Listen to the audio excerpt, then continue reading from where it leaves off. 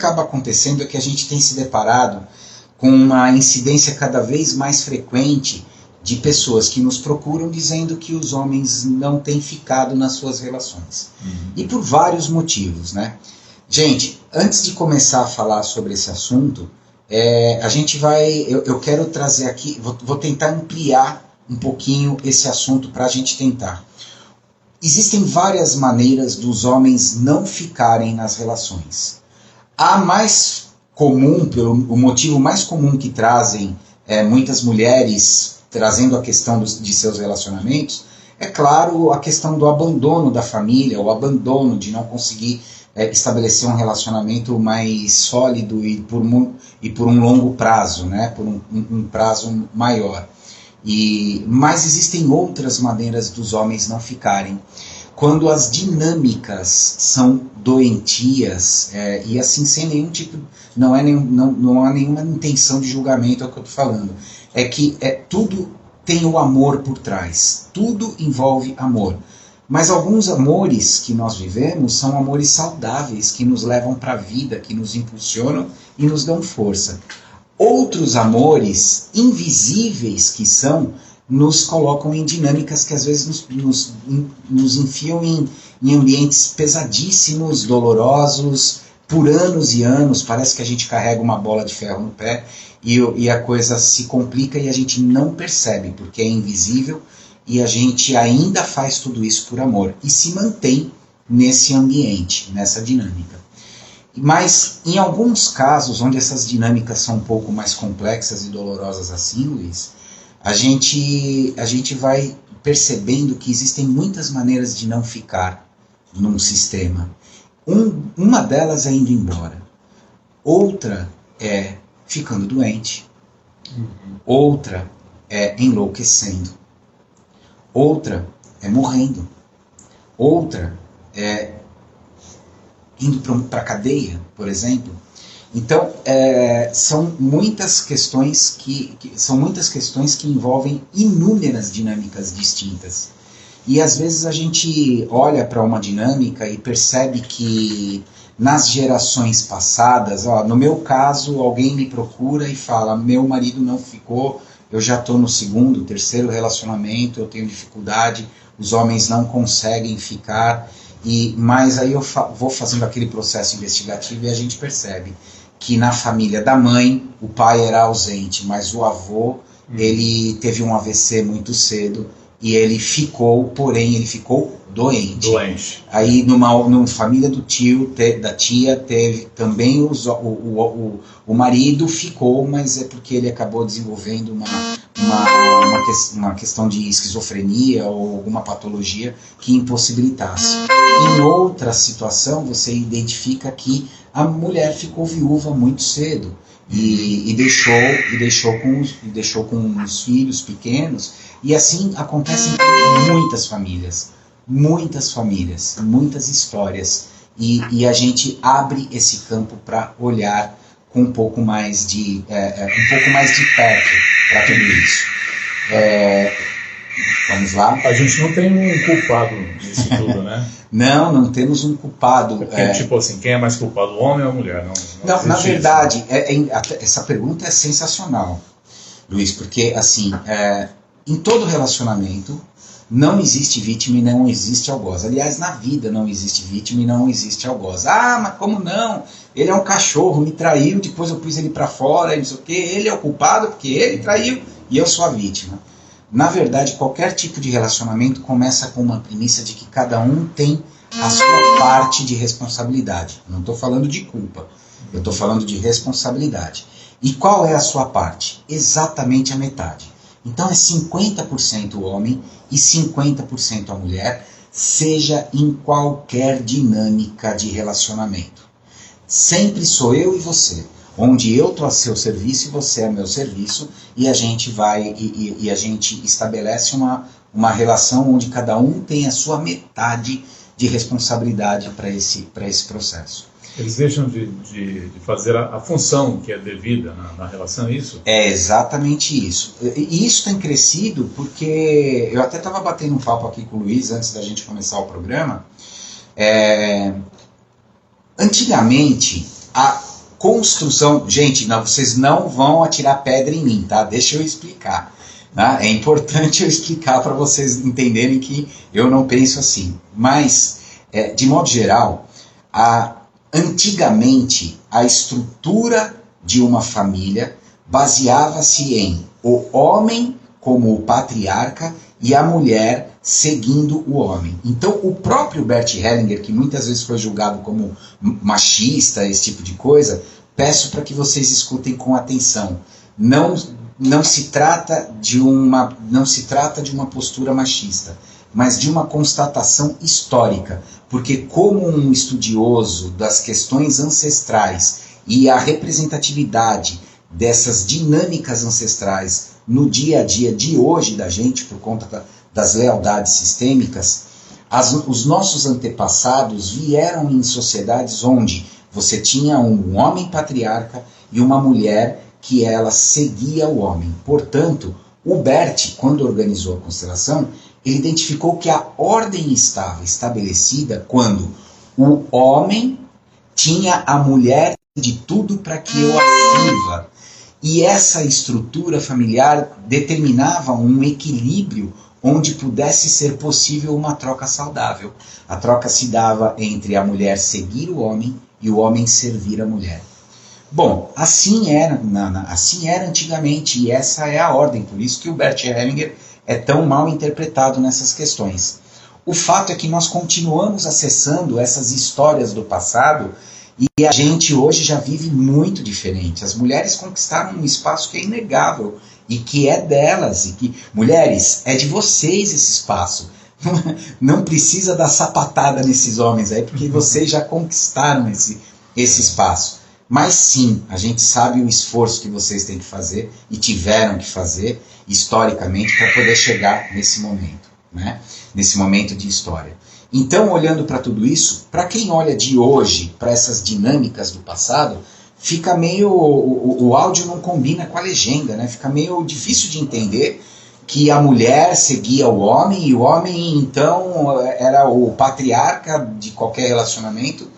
E isso, hoje em dia, é muito diferente. Essa coisa do homem ser o patriarca da família e a mulher seguir o homem, isso é coisa também da religião, não é? Isso também, de certa forma, é um entendimento que vem a partir das religiões também. Né? É uma construção que passa por todas as questões. A religião tem o forte peso em cima disso. Hoje aqui no Brasil, nós somos talvez aí uma das maiores nações católicas do mundo ainda, né?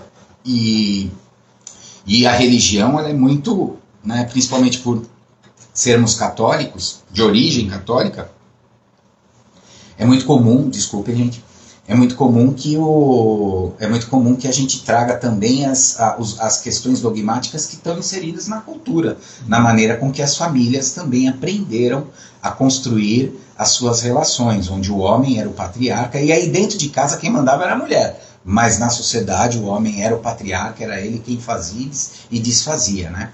As religiões, elas têm sim seu peso, você está correto, mas ela não pode, a gente não consegue olhar para esse contexto de um ponto de vista único. A gente tem que olhar a cultura como um todo. E a cultura da humanidade nos últimos 2000 anos, de Jesus para cá, é evidente o peso da religião, onde constrói aí as mulheres não participando da igreja e tantas coisas. Portanto, mais uma vez, eu vejo o esforço das mulheres e o quanto vocês merecem ocupar o lugar que ocupam hoje e também a sua autossuficiência, a sua independência do homem para as suas vidas. O problema é que este movimento traz uma certa competição nas dinâmicas familiares, onde aquilo pelo qual as dinâmicas familiares foram construídas, onde o homem se sentia seguido, e por se sentir seguido, por se perceber seguido pela mulher, ele trazia um contexto de importância e pela troca ele servia a mulher. Hoje, as mulheres não dependem mais dos homens, são independentes, elas não precisam mais seguir o homem.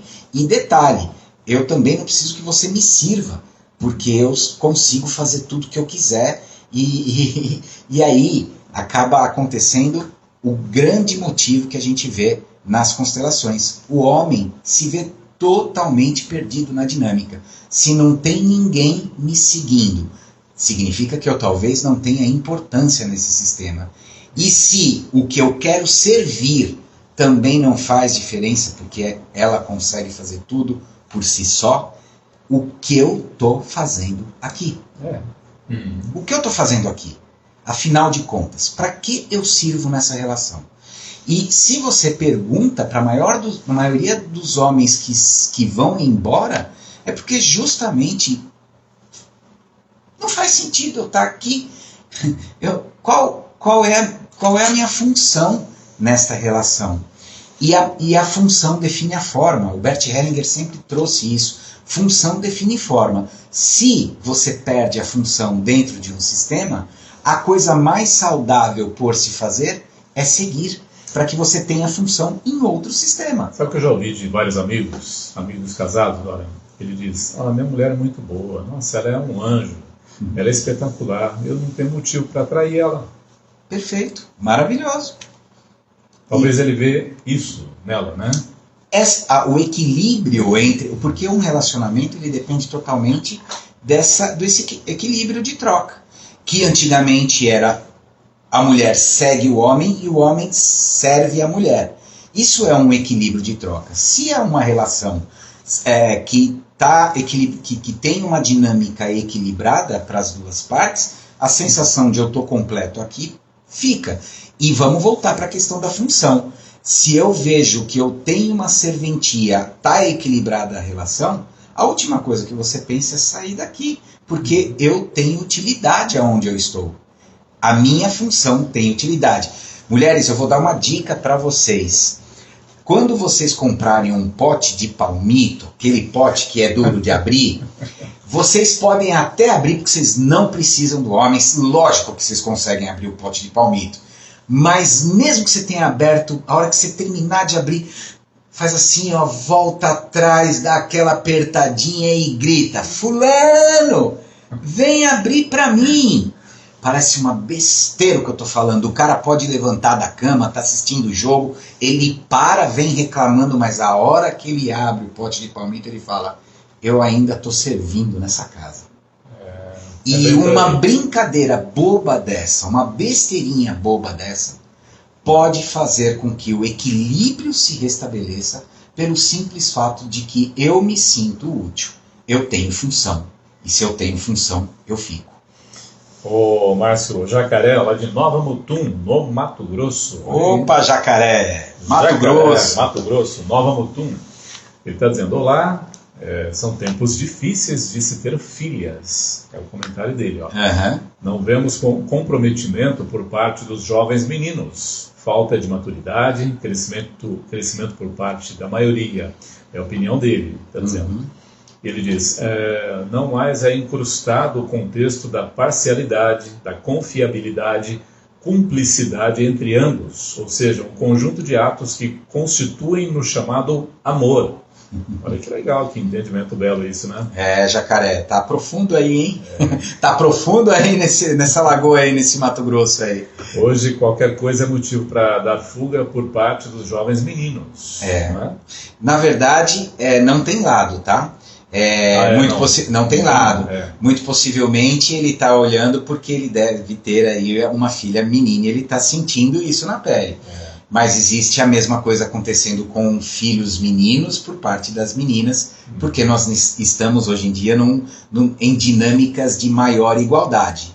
Agora, o que eu posso te falar, Jacaré, em relação... Esse é um outro tema, foge um pouquinho do tema dessa noite, mas eu posso falar que vai além de maturidade, vai além.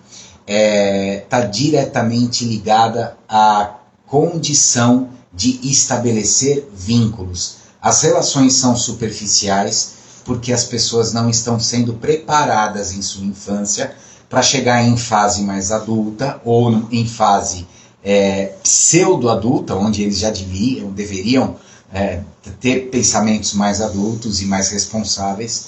O problema é que, não estando nesse ambiente, a pessoa não se permite criar vínculo. E criar vínculo é o que traz responsabilidade, é o que traz respeito, é o que traz cumplicidade e é o que torna possível o compartilhamento de experiências que fortalecem uma relação.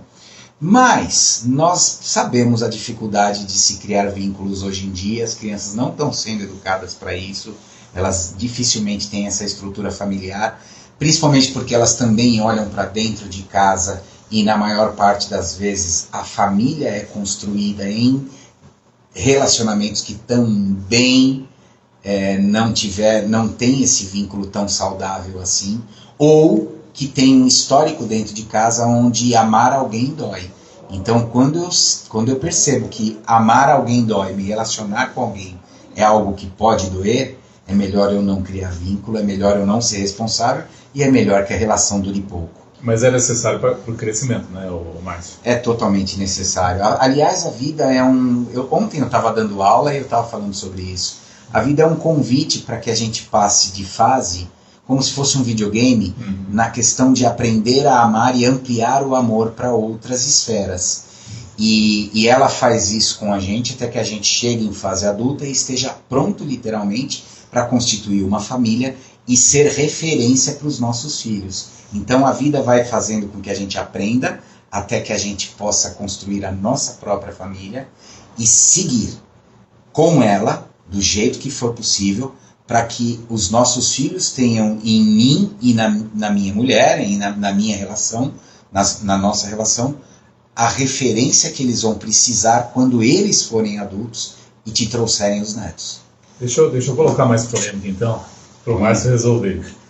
Manda bala aí que eu tô... você falou assim, tô aqui para isso, não Luiz. pode fazer a função do outro, né? Mas não tem nada a ver com o serviço de casa, né? Não. Aliás, eu vou te falar uma coisa. Eu nessa pandemia então, aí... o cara pensa assim, bom, não vou fazer a função dela, vou deixar a cozinha para ela limpar, o banheiro para ela lavar, não é bem por aí, né? Não, compartilhar funções é hoje um caminho bastante saudável aí nas relações.